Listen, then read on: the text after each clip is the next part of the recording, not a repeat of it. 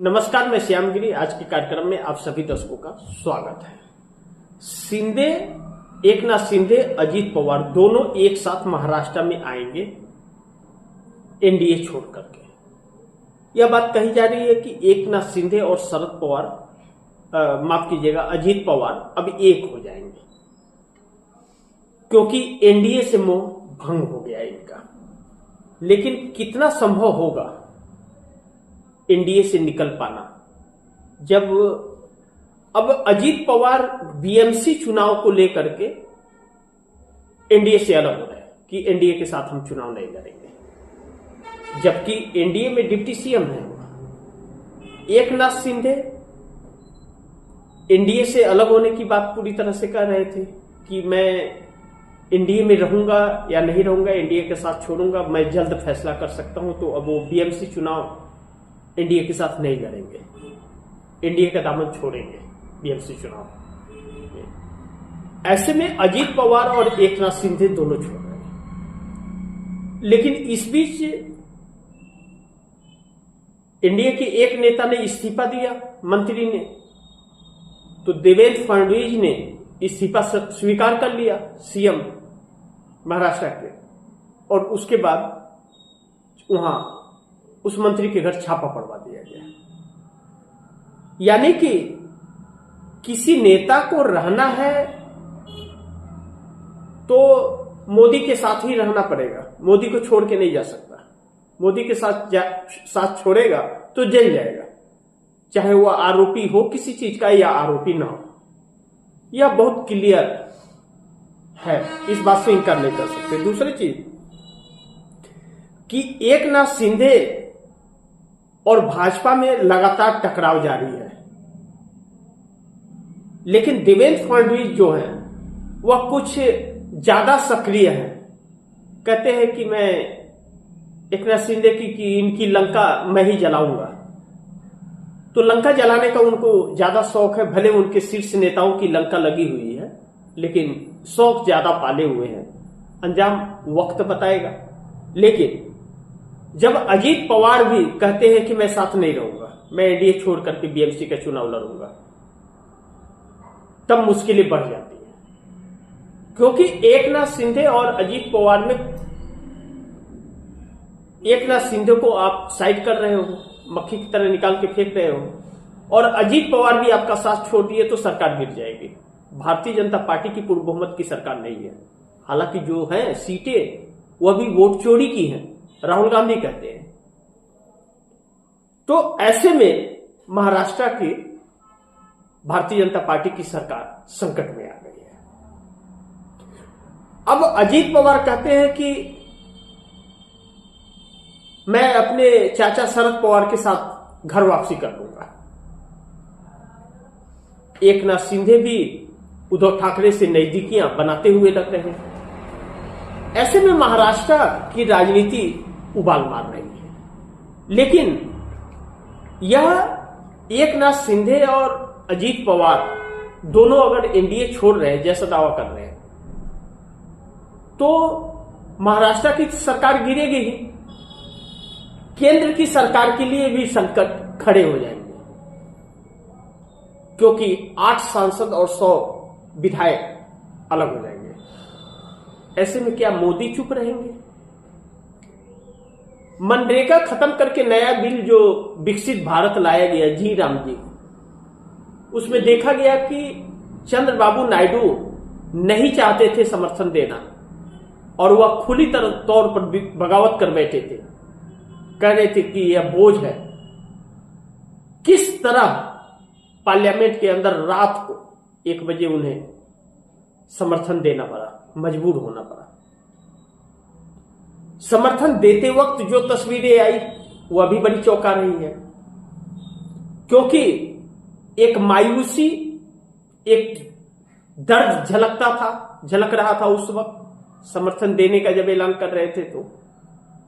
और आंखों में जैसे लग रहा था आंसू है कि कुछ बहुत बड़ी धमकी दी गई है और वह सीधे दिल को लगी है।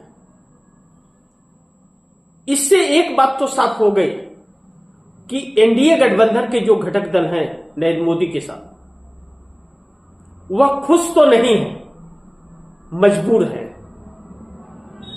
अभी तक कहा जा रहा था कि आखिर यह सभी एक होकर के क्यों नहीं एक साथ छोड़ देते, जब सरकार इस तरह से कर रही है और जनता कह रही है, तो आना तो सबको जनता के बीच में है, सारी चीजें सही हो जाएंगी।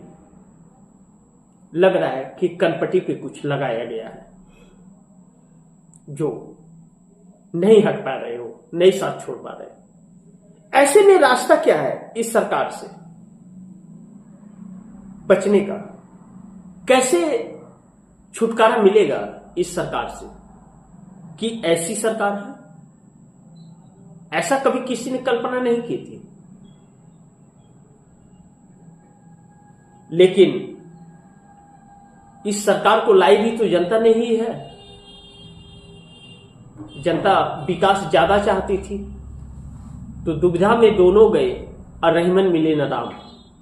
न विकास हुआ और न रोजगार मिला, बल्कि 81 करोड़ लोग 5 किलो फ्री अनाज पर भिखारी हो गए।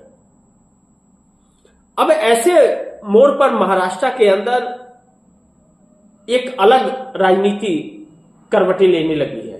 जिस तरह अमेरिका से चरित्रहीनों की तस्वीरें आ रही है, एक अलग भूचाल से परिस्थिति है, भूचाल मचा हुआ है और राजनीति में अलग भूचाल है।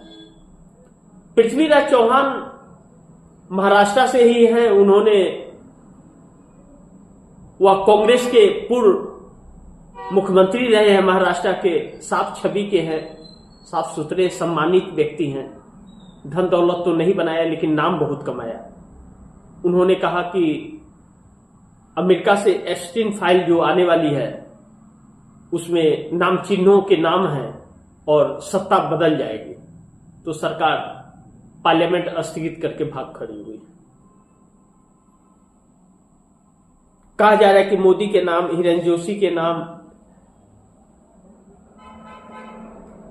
इसमें हरदीप पुरी के नाम कैबिनेट मंत्री हैं, और भी कई ब्यूरोक्रेसी के नाम, बड़े बड़े उद्योगपतियों के नाम हैं। अमेरिका से फाइलें आनी शुरू तो हो गई है, लेकिन अभी तक भारत की तस्वीर नहीं आई है। चूंकि 90,000 फाइल है,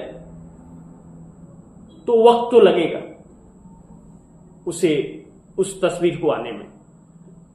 तो वह तस्वीरें भी आएंगी तो आप दर्शकों को पता चलेगा, आप दर्शकों के सामने आएगा। लेकिन इस वक्त एकनाथ शिंदे और अजीत पवार शरद पवार के पास जाते हुए नजर आ रहे हैं और एकनाथ शिंदे उद्धव ठाकरे के पास। अगर ऐसा हो गया तो भारतीय जनता पार्टी के लिए महाराष्ट्र में मुश्किलें बढ़ जाएंगी, और देवेंद्र फडणवीस के लिए सबसे ज्यादा, क्योंकि देवेंद्र फडणवीस ही है जो शिंदे को भी तोड़े थे और देवेंद्र फडणवीस ही है जो अजीत पवार को भी तोड़े थे।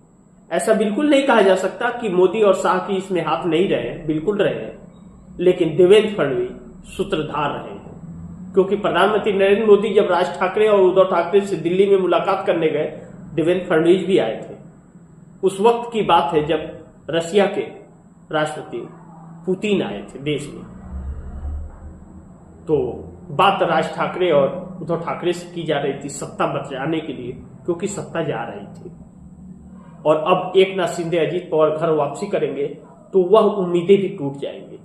लेकिन चंद्रबाबू नायडू हो, नीतीश हो, बाकी के लोग हो, छोटों की तो बात ही नहीं। छोटों के साथ क्या कर सकते हैं? बड़ों की जब यह हाल है तो आप सोच सकते हैं कि सरकार किस हद तक जा सकती है। फिलहाल शिंदे और पवार दोनों एक साथ आ सकते हैं, एक साथ गठबंधन भी वो कर सकते हैं। इस तरह की भी बात करें तो महाराष्ट्र में एनडीए गठबंधन एक बार फिर टूटने जा रहा है, जैसे पहले टूटा था। जैसे उद्धव ठाकरे एनडीए का दामन छोड़कर इंडिया के साथ आ गए थे और महाविकास आघाड़ी बना था, तो फिर एक बार टूटने जा रहा है। अब कौन सा दल बनेगा यह देखना महत्वपूर्ण होगा। तो इसी के साथ आप दर्शकों से इजाजत चाहूंगा। आप दर्शकों की क्या राय है, क्या सुझाव, कमेंट बॉक्स में जरूर दीजिएगा। इस खबर को ज्यादा से ज्यादा शेयर कीजिए, अपने दोस्तों को भी कहिए आगे शेयर करें।